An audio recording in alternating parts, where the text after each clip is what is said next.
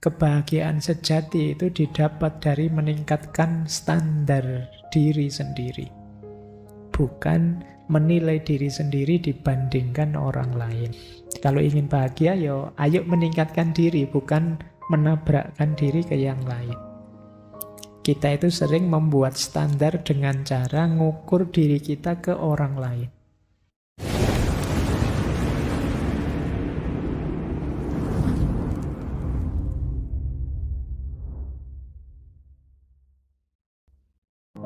Assalamualaikum warahmatullahi wabarakatuh. Bismillahirrahmanirrahim. Ini konsepnya mulai digeser oleh Seligman dari happiness menuju well-being. Well-being itu kesejahteraan. Kalau dalam bahasa Indonesianya, meskipun saya tidak tahu pas atau tidak kalau dimaknai kesejahteraan. Jadi kalau happiness, kebahagiaan. Seligman ini tidak puas dengan konsep sebelumnya. Di mana titik ketidakpuasannya, dia menjelaskan begini. Dulu saya berpikir bahwa topik psikologi positif adalah kebahagiaan. Standar emas untuk mengukur kebahagiaan adalah kepuasan hidup. Dan tujuan dari psikologi positif adalah untuk meningkatkan kepuasan hidup. Sekarang saya berpikir bahwa topik psikologi positif itu adalah well-being, kesejahteraan. Bahwa standar emas untuk mengukur kesejahteraan adalah flourish. Flourish itu perkembangan, pertumbuhan. Jadi untuk tujuan psikologi positif adalah untuk meningkatkan perkembangan. Teori ini yang saya sebut dengan teori kesejahteraan sangat berbeda dengan teori kebahagiaan. Dan perbedaannya memerlukan penjelasan. Nah, jadi ini yang saya sebut, ini qaul qadimnya. Pandangannya Seligman tentang kebahagiaan gaya baru yang beliau sebut well-being dengan titik tekan pada flourish. Bagaimana kita bisa berkembang? Nah, ini nanti titik tekannya berbeda. Ambil nafas dulu. Ya, saya khawatir saja isinya teori-teori banyak sekali. Kalau terlalu banyak itu biasanya ya komentarmu ala pak ya enak kalau diceritakan saja, menjalankannya itu kamu kan mesti begitu. Makanya kasih jeda sebentar biar kamu bisa mengambil jarak dengan yang tadi ya. Tadi dimulai dari optimisme, pesimisme, kemudian 3 jenis kebahagiaan. Dan yang terakhir malam hari ini kita akan belajar tentang flourish, tentang well-being, kesejahteraan. Yuk, kita mulai. Inilah rumusnya well-being.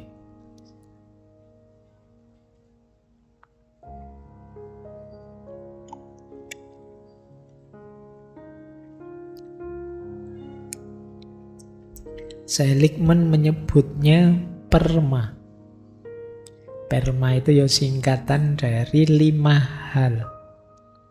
Kuncinya well-being adalah positive emotion, yang kedua engagement, yang ketiga relationship, yang keempat meaning, dan yang kelima accomplishment atau achievement.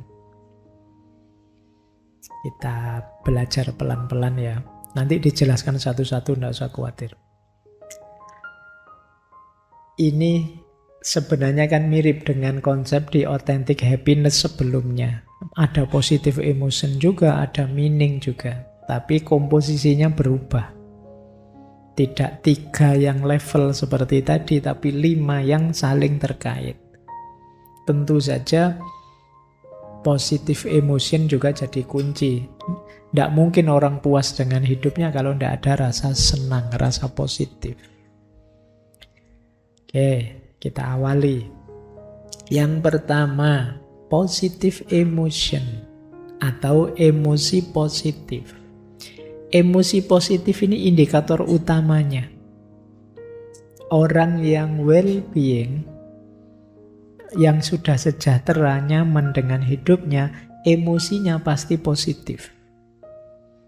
Kalau emosinya masih negatif, masih jengkel, masih marah, masih kecewa, dan lain sebagainya, ya berarti belum well-being. Emosi positif nanti jadi kunci. Orang yang emosinya positif itu kemungkinan dirinya sehat secara jasmani dan rohani lebih besar.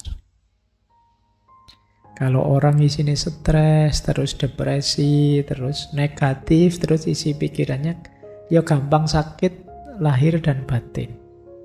Maka emosi positif jadi kunci.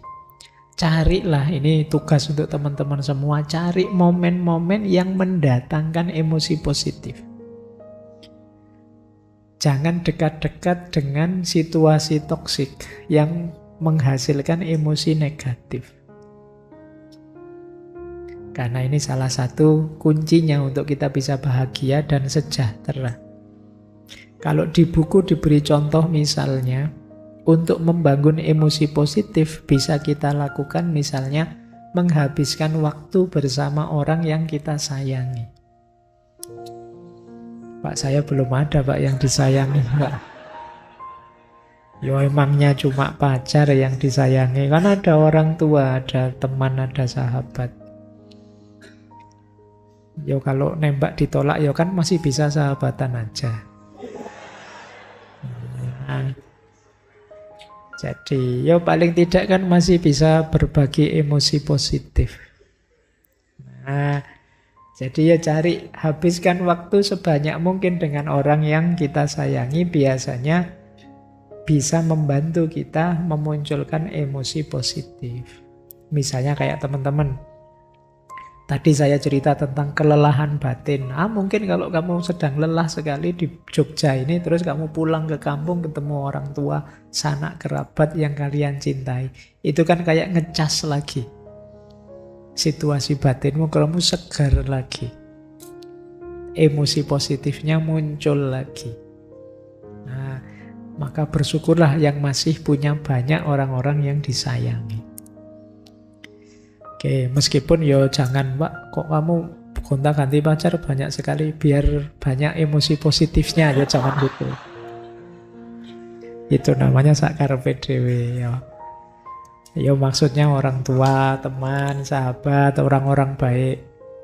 Makanya dulu kita pernah ngaji Tombok Ati, itu diantara obatnya hati adalah wong kang soleh kumpulono.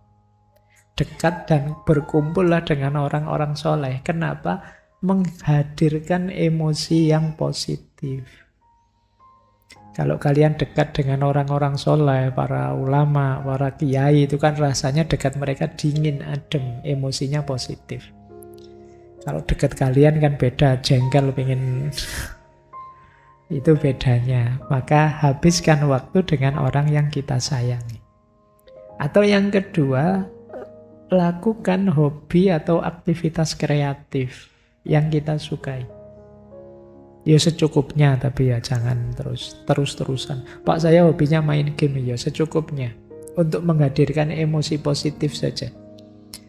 Wah, setelah main game sebentar saya seger lagi Pak. Ya sudah, ditinggal, sekarang aktivitas yang serius lagi. Jangan kok terus-terusan main game. Game yang memang membangkitkan semangat positif ya. Jangan game yang, saya tidak tahu ada tidak di sini yang kalau main game sambil teriak-teriak, misuh-misuh. Banyak ya. Lah yo, sampai HP ini dhewe dibanting-banting. Wong yo dirinya yang tidak mampu kok yang disalahkan HP-nya. Nah, jadi cari hobi secukupnya saja. Kalau memang kita ini sudah lelah, emosi kita drop, kan penting kita membangkitkan emosi. yang positif. Boleh juga, wong ini contoh ya, boleh misalnya mendengarkan musik. Ya musik yang menenangkan tentunya, membangkitkan emosi positif. Tapi ya monggo saja, itu kan selera masing-masing. Mungkin ada Pak, saya tenangnya itu kalau mendengarkan musik-musik koplo itu Pak, saya tentram. Ya monggo saja. Mungkin ada yang sukanya klasik. Monggo saja. Boleh. Jadi biar stabil lagi dari kelelahan tadi. Atau berkontemplasi, berefleksi, kita memikirkan apa saja yang membuat kita bersyukur. Itu biasanya emosi positif muncul. Alhamdulillah ya, sampai semester 13 ini saya masih kerasa, masih ya, ternyata saya itu termasuk orang-orang yang gigih mencari ilmu. Yang lain sudah berguguran, saya masih belajar terus. Oke ya, sampai teman saya sudah jadi dosen, saya masih setia kuliah saja. Nah, tidak apa-apa wis. Itu kan berpikir yang positif membuat kita bersyukur sehingga hadir emosi positif. Membuatmu jadi tenang. Jadi yang pertama ini ya, caranya untuk berkembang, flourish. Kalau emosimu negatif terus, ya kalian tidak akan bahagia, tidak akan well-being, tidak akan sejahtera. Yang kedua, engagement. Engagement atau flow.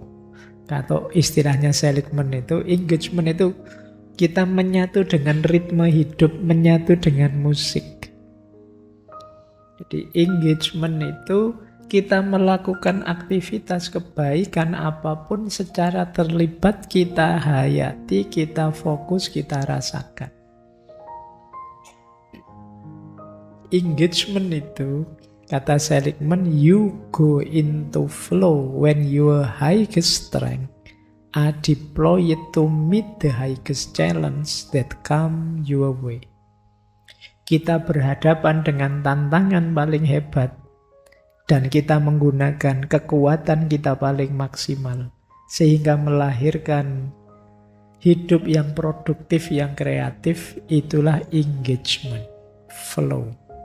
Kita tidak takut menghadapi apapun tantangan zaman, kita bisa menghadapinya karena kekuatan kita yang 24 tadi hidup semua. Ini namanya orang yang bisa flow, bisa mengalir.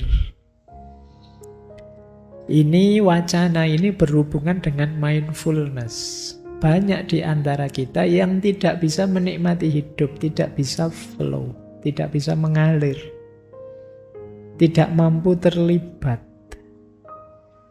Jadi tidak menikmati aktivitasnya hari ke hari. Gimana caranya Pak biar kita bisa engage, biar kita bisa mengalir, bisa flow? Ini beberapa contoh juga. Karena ini salah satu syarat untuk kita bahagia juga. Yang pertama apa? Ayo berpartisipasi dalam aktivitas yang memang kita punya passion, kita sukai. Ini meningkatkan flow. Kalian kok kuliah di jurusan yang kalian cintai, itu kan kamu tekun kuliahnya, senang. Karena sama ilmunya kalian juga senang. Kalian ada passion di situ. Coba kamu pilih sendiri ya, saya itu suka apa, tidak suka apa. Kamu hidupkan yang kamu suka. Apapun itu aktivitasnya. Mungkin ngaji ini, mungkin kuliah, mungkin apalah, termasuk sekedar nongkrong di angkringan, nikmati itu. Kita sering jadi orang yang melayang terus. Raganya di sini, pikirannya di mana? Nanti raganya di angkringan, pikirannya di mana? Kita tidak pernah menikmati momen. Kadang-kadang kita makan saja ya disanding HP. Kita tidak menikmati suapan demi suapan betapa nikmatnya nasi kucing di depan saya. Karena mata kita tertuju ke HP sambil misu-misu nonton postingannya orang. Tiba-tiba nanti habis 3 bungkus, dianggapnya masih 2 bungkus. Itu namanya bukan flow ya. Jadi kalau flow itu kamu bisa menikmati momen demi momen hidupmu. Latihanlah menikmati semua aktivitasmu. Kalau masih sulit, saya kok sulit fokus sih Pak, saya sulit menikmati. Coba latihan, kamu keluar, nikmati situasi sekelilingmu. Kamu amati, kamu perhatikan. Mungkin sekedar sebutir batu, mungkin sekedar satu tanaman. Coba kamu perhatikan detail apa yang ada di sekelilingmu, biar kamu menikmati. Mungkin kamu nonton semut yang jejer jalan-jalan itu. Kamu nikmati, nggak usah diganggu, nggak usah usil. Biar saja semut. Kamu kan sering usil kalau ada semut lewat itu. Kadang-kadang sadis itu kamu. Semut lewat kamu rontokkan semua pakai sandal itu. Seruet. Itu kalau semutnya bisa ngomong keras itu salahku apa? Kamu kok kejam sekali. Itu yang bisa kayak gitu manusia ya. Tidak ada kepentingannya apa-apa ya kamu usil. Oke, nikmati situasi sekelilingmu biar kamu bisa engage, bisa flow. Kenali siapa kita, passion kita apa, yang bisa kita lakukan apa, yang tidak bisa apa. Strategi ini membuat kita terlibat dalam hidup kita. Kalau kita baik, kita puas bahwa kebaikan itu kita yang melakukan dan melakukannya kita sepenuh hati. Ini yang disebut engagement atau flow. Membuat kita tumbuh berkembang, membuat kita well-being dan bahagia. Lanjut. Nah, selain engagement, ada pula relationship. Jangan lupa kita ini makhluk sosial. Di antara sumber kebahagiaan kita adalah mencintai dan dicintai, menghormati dan dihormati, menghargai dan dihargai, mendukung dan didukung. Itu fitrah kita sudah sebagai makhluk sosial. Dengan siapa saja, dengan teman, dengan pasangan, keluarga, kolega, siapa saja. Ayo membangun relationship yang baik. Demi apa? Kebahagiaan. Sebagian besar kebahagiaanmu itu kan berkaitan dengan orang lain. Meskipun kamu pinter sendirian di kelas, wah saya tidak butuh teman-teman. Iya mungkin orang lainnya bukan temanmu, tapi dosenmu. Mungkin juga bukan temanmu, tapi orang tuamu yang menyuplai anggaran buatmu, dan lain sebagainya. Tidak mungkin kita hidup sendiri. Saya ini Pak, introvert tulen. Ya. Saya tidak butuh orang lain sama sekali. Bahwa kamu tidak peduli dengan hadirnya orang lain, lebih asik dengan dirimu sendiri, bukan berarti orang lain tidak punya andil dalam kebahagiaanmu. Hidup kita tetap perlu orang lain, entah lewat pintu yang mana. Jadi ini pentingnya relationship. Maka kita perlu punya skill, kemampuan untuk membangun hubungan yang baik. Di situ ada beberapa contoh, beberapa cara membangun hubungan yang baik. Boleh nanti teman-teman latihan ya. Nyari circle yang cocok.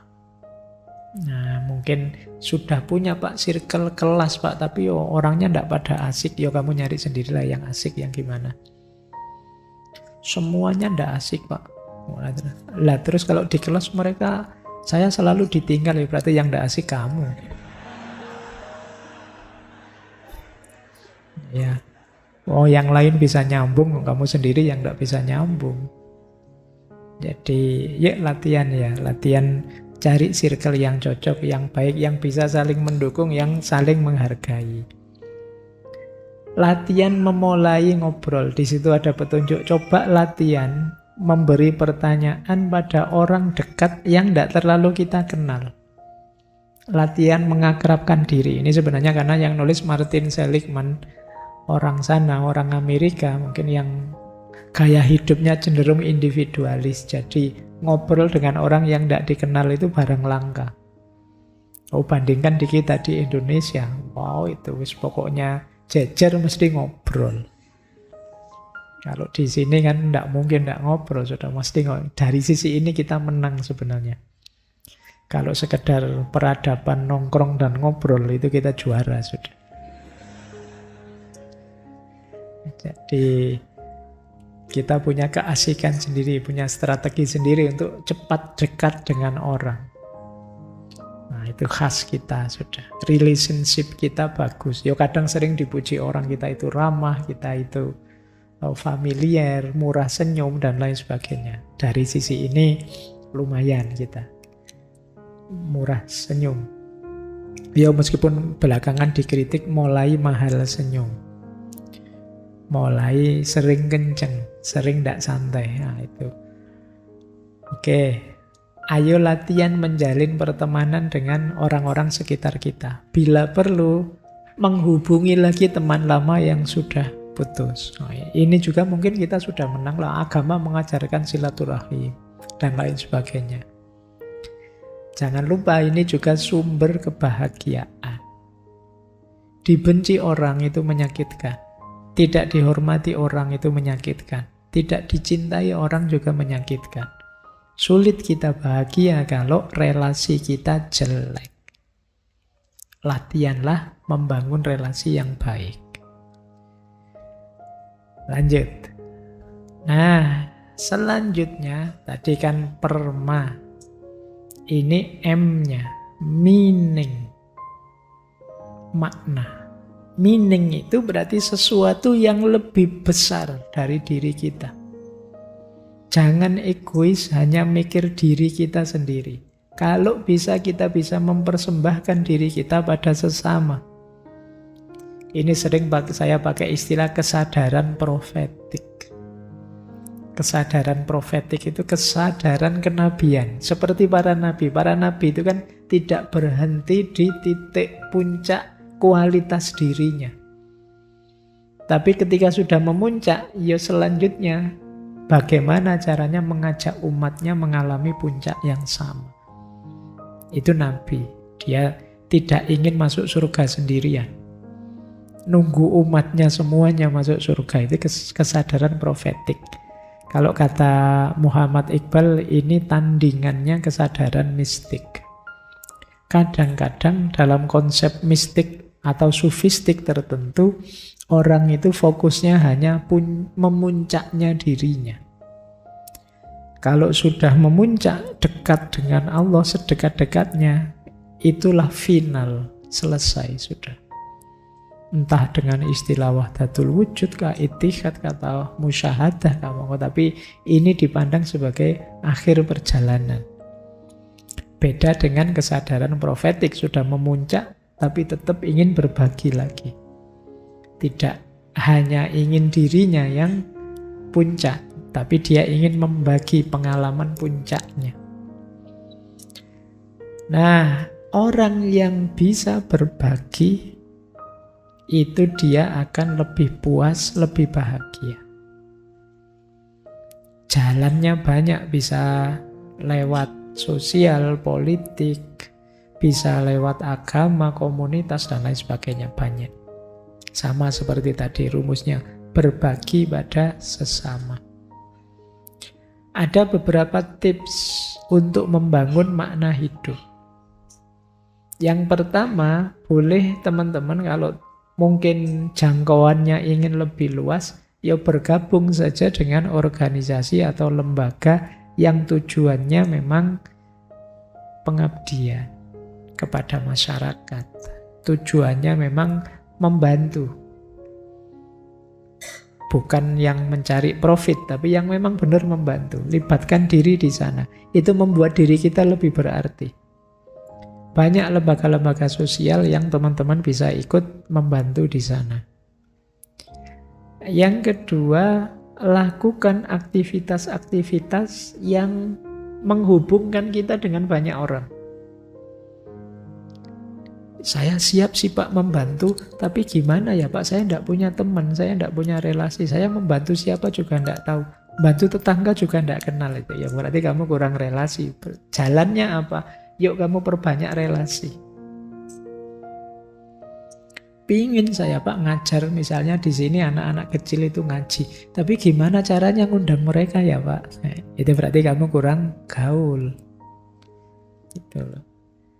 Mungkin kamu terlalu banyak di kamar saja, di rumah saja. Tidak banyak kenalan di luar. Ayo dimulai, tidak usah malu-malu.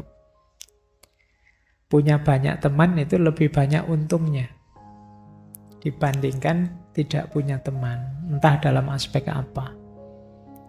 Kemudian coba difikirkan, kita kan punya bakat, punya kemampuan, punya kompetensi tertentu. Kira-kira bakat kita itu bisa membantu orang lain secara bagaimana ya? Pak, saya itu tidak punya bakat apa-apa. Bisanya yo main game itu saja misalnya. Coba kamu berpikir, keahlianmu main game itu bisa membahagiakan orang lewat jalan yang bagaimana? Apa kamu buka kursus privat gratis, petunjuk main game, caranya nge-cheat atau apa piye ngono? Ya itu contohnya ya, kamu kan masing-masing punya bakat, punya kemampuan, apalagi seusia kalian bakatmu banyak pasti. Asal kamu mau saja kamu bisa berbagi banyak hal pada sesamamu. Tinggal kalian mau apa tidak, itu saja sebenarnya. Insya Allah kalau teman relasi kalian sudah banyak lah. Coba dipikir mulai sekarang, apa sih yang bisa aku berikan di levelku ini? Dalam usiaku saat ini, dalam situasiku saat ini. Itu akan membantu kita menemukan makna hidup yang membawa kita bahagia. Inilah yang disebut meaning. Yang kelima, A-nya, accomplishment. Accomplishment itu prestasi, kemampuan, penguasaan, atau kompetensi. Ini juga membahagiakan. Jadi, mari punya target-target dan bahagia dengan itu. Orang yang tidak punya kebanggaan sama sekali tentang dirinya, sulit percaya diri. Orang yang tidak percaya diri, ya sulit sukses. Wong dia dengan dirinya sendiri tidak percaya. Jalan suksesnya jadi sulit. Maka entah dengan cara apa teman-teman carilah kebanggaanmu masing-masing. Buat prestasi, buat capaian, bentuk kompetensi yang baik yang bisa kalian banggakan. Entah dalam bentuk apa. Di situ ada petunjuk untuk membangun prestasi, mencapai tujuan. Buatlah tujuan-tujuan yang sifatnya, ini mungkin teman-teman yang latihan manajemen atau apa pernah dengar istilah ini, SMART. Jadi SMART itu specific, measurable, attainable, realistic, timely. Spesifik, terukur, dapat dicapai, realistik, waktunya juga jelas. Coba kalian target, terus kasih rumus itu. Pak, saya pingin hafal juz amma. Spesifik ya, terukur. 30 juz sehari 1 halaman, Pak. Dan realistis, dapat dicapai. Ya, tidak mustahil, Pak. Saya selalu ada waktu lowong setelah habis subuh 2 jam. Masuk akal. Dan waktunya jelas. Ya, kira-kira 1 bulan saya kira sudah bisa saya hafal. Ini namanya SMART. Targetmu jelas, bisa dicapai, realistis, waktunya juga jelas. Ini memudahkanmu kalau membuat target. Di antara sumber kegelisahan kita kan kesulitan kita menata keinginan. Untuk menata keinginan itu, pastikan keinginan kita sifatnya SMART tadi. Realistis saja, jangan menginginkan yang di luar jangkauan. Nanti kamu kecewa sendiri. Misalnya kamu cita-cita, yo saya pingin paling enggak 2024 itu ya presidennya saya lah Pak, kalau bisa. Itu namanya enggak smart. Terus, ya mungkin saja sih, ya siapa tahu tiba-tiba ada bencana besar se-Indonesia habis semua garek kamu sendiri. Ya wis dadi ya presiden dhewe, dadi rakyat dhewe, dadi. Jadi tapi target yang serius ya yang smart tadi, yang attainable, measurable, specific, realistic, dan timely. Nah, untuk kebahagiaan juga kadang-kadang perlu juga kita ingat-ingat sukses kita di masa lalu. Yo, sekarang sih saya memang keteteran kuliahnya. Jangan lupa, tapi saya dulu pernah juara loh. Pidato misalnya. Level RT 17-an misalnya. Ya enggak apa-apa kan. Lumayan kan prestasi, ada kebanggaan. Jadi apapun itu jenis kebanggaannya. Boleh kamu ingat-ingat dalam rangka apa? Flourish, biar kamu berkembang terus jadi lebih baik. Karena dengan accomplishment ini kamu jadi bangga dengan dirimu, percaya dengan dirimu. Cari cara entah bagaimana biar kalian punya prestasi, punya kompetensi yang bisa kalian banggakan. Itulah perma. Ada yang bilang perma itu ada plusnya. Plusnya ini. Jadi selain 5 tadi, mindsetnya harus optimis. Ada physical activity and nutrition. Kesehatannya dijaga, makanannya dijaga. Jadi lahir batinnya positif. Ini maksudnya itu. Plus jangan lupa tidur. Sleep, istirahat. Ya kenceng terus, ya buat apa kalau tidak ada istirahatnya. Pak, saya sukses Pak, permanya berbuah semua. Saya sekarang luar biasa. Sayangnya saya sekarang sakit Pak. Opname, ya tidak ada gunanya. Sehebat apapun kalian, kalau tidak sehat ya tidak ada gunanya.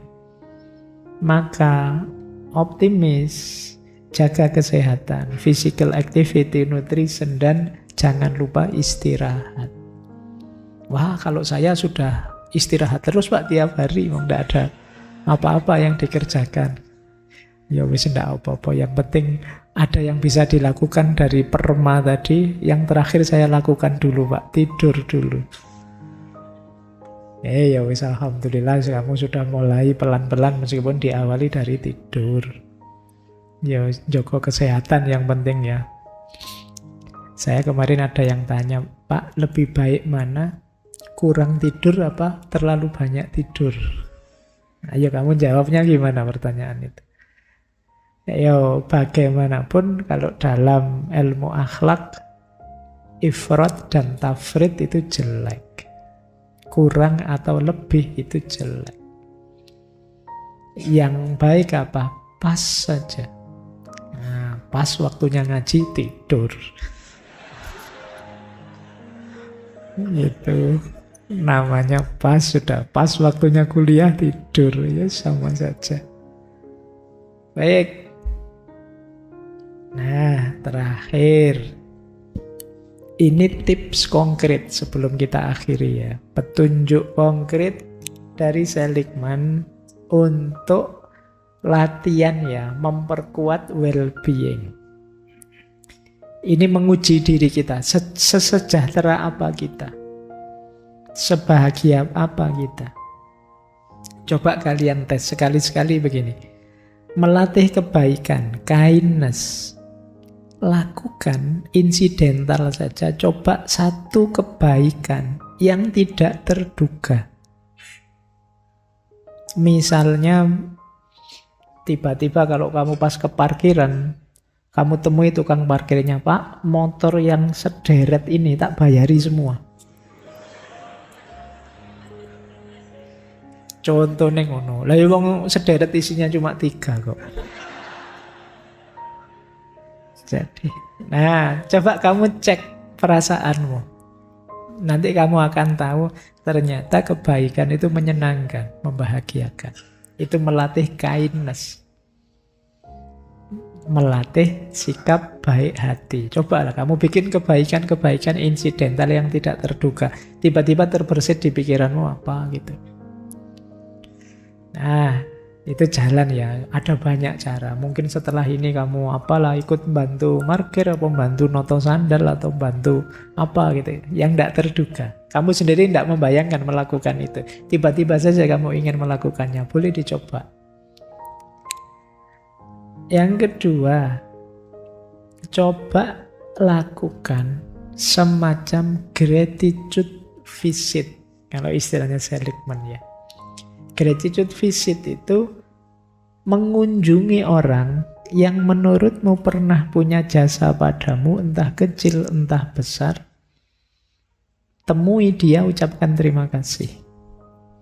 Kalau di situ malah kamu disuruh nulis surat, terus kamu antarkan padanya. Cuma zaman sekarang kan tidak musim surat-suratan. Sekarang ya pakai WA langsung atau ya ditemui saja langsung. Misalnya dulu kamu punya teman zaman SD, kamu misalnya main di kebun tebu, dikejar-kejar mandornya, terus temenmu yang bantu kamu sembunyi misalnya. Tidak apa-apa lah, ada banyak cerita di masa lalumu. Kamu kenang orang yang berjasa buatmu, kamu temui dia, secara khusus kamu ucapkan terima kasih. Ini gratitude visit. Atau boleh, wah ternyata saya sulit Pak menemui teman saya, jauh sekali. Nah, coba kamu pakai strategi bersedekahlah atas nama dia. Pak, teman saya yang dulu bantu saya itu kelihatannya hidupnya sulit sekarang, tapi saya menemuinya juga susah. Ya sudah, kamu bersedekah saja atas nama dia, doakan dia. Gratitude visit. Yang ketiga, ini strategi 3 blessing. 3 blessing itu setiap kali sebelum tidur, coba tulis 3 pengalaman positif hari itu. Hari ini saya melakukan apa saja ya, yang baik 3 saja. Ya entahlah kamu milih yang mana. Mungkin hari ini alhamdulillah saya bisa sarapan on time misalnya. Tidak apa-apa, sementara itu nanti lebih berkualitas lagi. Tapi jangan sampai kamu melewatkan satu hari tidak ada satupun kebaikan yang kamu lakukan. Ini namanya teori 3 blessing. Ini akan memperkuat well-beingmu. Terus ada lagi strategi forgiveness letter.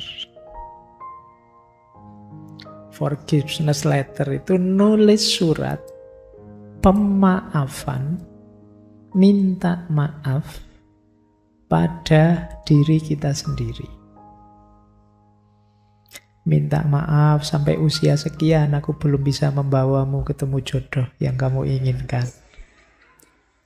Insya Allah sebentar lagi pasti. Nah, coba lah kamu bikin surat ya. Ngobrol ini sebenarnya bicara dengan dirimu sendiri. Karena sering-sering yang jadi hambatan kita untuk maju adalah kita sering blaming pada diri kita sendiri. Kita mencela, merendahkan diri kita sendiri.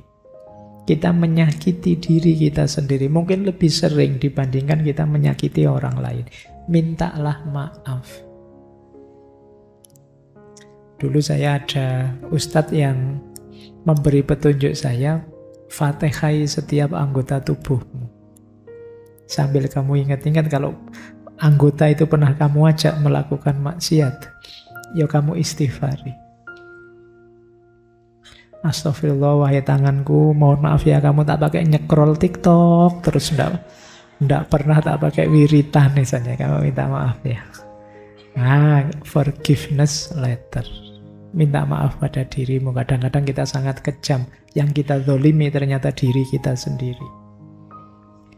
Yang terakhir, optimis.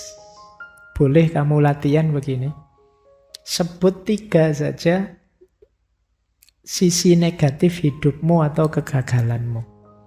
Tapi setelah itu tulis sebanyak mungkin anugerah dalam hidupmu.